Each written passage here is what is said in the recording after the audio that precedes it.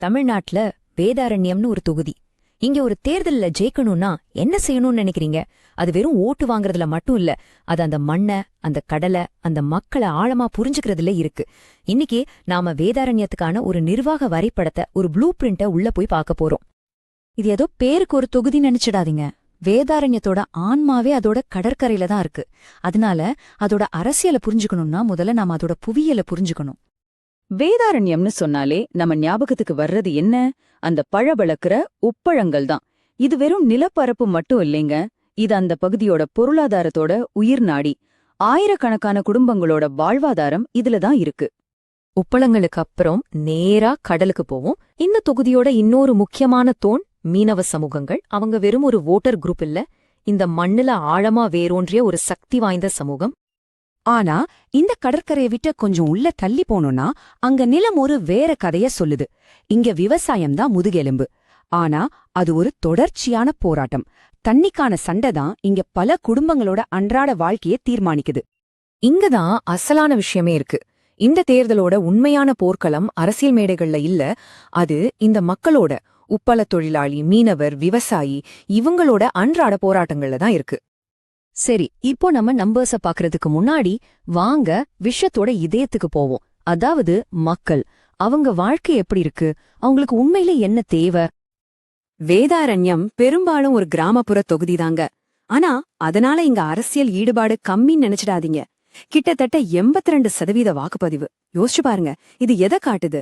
இங்க இருக்கிற மக்கள் தங்களோட எதிர்காலத்துல எவ்வளவு ஆழமான அக்கறை வச்சிருக்காங்கங்கிறதுக்கு இது ஒரு தெளிவான அடையாளம். சரி, இப்போ வாங்க நம்பர்ஸ் என்ன கதை சொல்லுதுன்னு பாப்போம். ஏன்னா இந்த எண்களுக்கு பின்னாடி இந்த தொகுதியோட சமூக மற்றும் அரசியல் இயக்கவியல் பத்தினா ஒரு பெரிய கதை மறைஞ்சிருக்கு. இங்கதான் விஷயம் ரொம்ப சுவாரஸ்யமா இருக்கு. இந்த சமூக கட்டமைப்பு பாருங்களேன். 3 பெரிய சமூகங்கள், முக்குலத்தோர், வன்னிய கவுண்டர் மற்றும் ஆதி திராவிடர், கிட்டத்தட்ட சம பலத்தோட இருக்காங்க. இதோட அர்த்தம் என்ன? அதாவது இங்க ஜெயிக்கணும்னா ஏதாவது ஒரு சமூகத்தை மட்டும் நம்பி ஜெயிக்க முடியாது. எல்லா சமூகத்தையும் இணைச்சிட்டு போறவங்களுக்கு தான் வெற்றி. இது ஒரு நுட்பமான பேலன்சிங் கேம். போன எலெக்ஷன் ரிசல்ட்ஸ் பாத்தீங்கன்னா அது ஒரு இன்ட்ரெஸ்டிங்கான கதையை சொல்லுது. அதிமுக கிட்டத்தட்ட 50% ஓட்டு வாங்கி ஜெயிச்சிருக்காங்க. ஆனா திமுகவோட நம்பரை பாருங்க, 42%. இது வெறும் ஒரு வலுவான எதிர்ப்பில்ல, இது ஒரு உறுதியான அடித்தளம். இது வாக்காளர்கள்ல ஒரு கணிசமான பகுதி மக்கள் மாற்றத்தை எதிர்பார்க்கறாங்கன்னு தெளிவா காட்டுது. இந்த மாதிரி ஒரு பன்முகத்தன்மை கொண்ட தொகுதியில நம்ம அரசியலமைப்பு சட்டம் சொல்ற மாதிரி ஒவ்வொரு தனி மனிதரோட கண்ணியத்தையும் மதிக்க வேண்டியது ரொம்ப முக்கியம். நம்ம கருத்துக்களை சுதந்திரமா சொல்றது நம்ம உரிமை, ஆனா அது ஒரு பொறுப்புணர்வோட செய்யணும். அதுதான் ஒரு ஆரோக்கியமான ஜனநாயகத்துக்கு அழகு. சரி, வேதாரண்ய மக்கள் ஃபேஸ் பண்ற மிகப்பெரிய சவால் என்னன்னு கேட்டா அது ஒன்னே ஒண்ணுதான்: தண்ணி. காவிரி நதி பிரச்சனை, தொடர்ச்சியான வறட்சி, இதெல்லாம் சேர்ந்து இந்த தொகுதியில இருக்கிற ஒவ்வொருத்தரையும் பாதிக்கிற ஒரு நெருக்கடியை உருவாக்கியிருக்கு. பாரம்பரியமான விவசாயம், மீன்பிடி தொழிலை தாண்டி இங்க வேற பெரிய வேலை வாய்ப்பு இல்ல. இதனால என்ன ஆகுது? இளைஞர்களுக்கு எதிர்காலம் பெரும்பாலும் வெளியூர்ல தான் இருக்கு. திறமையான இளைஞர்கள் வேலை தேடி நகரங்களுக்கு போக வேண்டிய கட்டாயத்துல இருக்காங்க. இது மெதுவா எரியிற ஒரு நெருக்கடி மாதிரி. சரி, வெளியூருக்கு வேலைக்கு போகாம இங்கேயே இருக்கிற குடும்பங்களுக்கு இன்னொரு பெரிய கவலை இருக்கு. அது அவங்க பிள்ளைகளோட படிப்பு. தரமான பள்ளிகள், கோச்சிங் சென்டர்கள் இல்லாதது ஒரு பெரிய தடையா இருக்கு. இது அடுத்த தலைமுறையோட திறமைய கட்டுப்படுத்துது. சரி, பிரச்சனைகளை எல்லாம் நாம பாத்துட்டோம். ஆனா அசல் கேள்வி என்னன்னா, இந்த பிரச்சனைகள் ஏன் இன்னும் தீராம இருக்கு?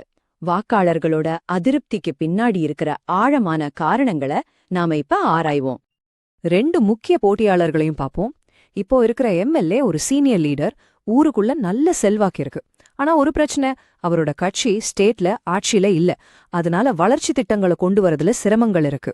இன்னொரு பக்கம் சேலஞ்ச் இருக்கு, ஆளுங்க கட்சியோட பலம் இருக்கு. அது போக குறிப்பிட்ட சமூகங்கள் கிட்ட நல்ல சப்போர்ட் பேஸ் இருக்கு. இந்த ஒரு வார்த்தை போதும் எல்லாத்தையும் சஞ்சன்படுத்திடும். இவங்க வெறும் நம்பர்ஸ் இல்ல, இவங்க கைவிடப்பட்ட உண்மையான மக்கள், உண்மையான குடும்பங்கள். நிறைவேற்றப்படாத வாக்குறுதிகளுக்கு கொடுக்கப்படுற மனித விலை இதுதான். பாருங்க, இதெல்லாம் தான் அந்த சிஸ்டம்ல இருக்கிற விரிசல்கள். இது ஒரு தனிநபரோட தோல்வி மட்டும் இல்ல, இது மக்களுக்கு சேவை செய்ய தவறுனோட அமைப்போட தோல்வி. இந்த விரிசல்கள்ல தான் மாற்றத்துக்கான ஒரு வாய்ப்பு உருவாகுது. அப்போ இந்த அனாலிசிஸ எப்படி ஒரு வின்னிங் ஸ்ட்ராட்டஜியா மாத்துறது? வாங்க அந்த ப்ளூ பிரிண்ட பாப்போம். இங்கதான் இந்த ஸ்ட்ராட்டஜி ரொம்பவே புத்திசாலித்தனமா மாறுது. சதுர்முக கோட்பாடுங்கிறது சும்மா ஒரு ஃபேன்சியான பேர் இல்ல. இது அந்த சமுதாயத்தோட கலாச்சாரத்தோட ஆழமா கனெக்ட் ஆகுது. அதாவது சிவன், விஷ்ணு, பிரம்மா, துர்கைன்னு கடவுள்களோட பேரை பிரச்சாரத்தோட முக்கிய அம்சங்களோட இணைக்கும் போது அந்த மெசேஜ் மக்களுக்கு ரொம்ப ஈஸியா போய் சேருது, மனசுல நிக்குது. இப்படிதான் வாக்காளர்களோட ஒரு ஆழமான உணர்வுபூர்வமான தொடர்பை ஏற்படுத்த முடியும். இது சும்மா தேர்தல் வாக்குறுதி லிஸ்ட் கிடையாதுங்க. இது மக்களோட செய்யற ஒரு ஒப்பந்தம் மாதிரி. ஒவ்வொரு திட்டத்தோட செலவு, அதுக்கு ஆகும் காலம், அதனால கிடைக்க போற பலன் எல்லாத்தையும் தெளிவா சொல்றாங்க. இது முதல் நாள்ல இருந்தே நம்பிக்கையையும் பொறுப்புணர்வையும் உருவாக்குறதுக்கான ஒரு வழி. சரி, இதெல்லாம் ஓகே. ஆனா பெரிய லெவல்ல பார்த்தா இதுக்கு என்ன அர்த்தம்? வேதாரண்யம் வியூகங்கிறது வெறும் ஒரு தேர்தல்ல ஜெயிக்கிற திட்டம் மட்டும் இல்ல. இது ஒரு புதிய நிர்வாக தத்துவத்துக்கான தொடக்கம். நம்ம எல்லாருமே இதிலிருந்து கத்துக்க வேண்டிய முக்கியமான பாடம் ஒன்னு இருக்கு. நவீன அரசியல் வியூகம்ங்கிறது இனிமே ஓட்டு வாங்குறது மட்டும் இல்ல, அது டேட்டாவையும் இன்சைட்ஸையும் வச்சு சிறந்த நிர்வாகத்தை வடிவமைக்கிறது. ஒவ்வொரு குடிமகனும் நல்லா வாழ்றதுக்கான ஒரு எதிர்காலத்தை உருவாக்குறது. இந்த மாதிரி டேட்டாவை வச்சு மக்களோட தேவைகளை புரிஞ்சுக்கிறது நல்லதுதான். ஆனா இந்தியாவோட டிபிடிபி சட்டம் சொல்ற மாதிரி மக்களோட தனிப்பட்ட தகவல்களை ரொம்ப ஜாக்கிரதையா கையாளணும். அவங்களோட ஒப்புதல் இல்லாம எதையும் செய்யக்கூடாது. இது வெறும் சட்டம் மட்டும் இல்ல, இது ஒரு நம்பிக்கை. கொஞ்சம் யோசிச்சு பாருங்க. ஒரு அரசியல் பிரச்சாரத்தினால ஆட்சிக்கு வர்றதுக்கு முன்னாடியே ஒரு பகுதியோட வளர்ச்சிக்கான முழு ப்ளூ பிரிண்ட்டையும் ரெடி பண்ண முடியுதுன்னா, இது நம்ம நாட்டுல பொறுப்புக்கூறல், அதாவது அக்கவுண்டபிலிட்டியோட எதிர்காலத்தை எப்படி மாத்தும்? இது நம்ம எல்லாரும் சிந்திக்க வேண்டிய ஒரு சக்தி வாய்ந்த கேள்வி.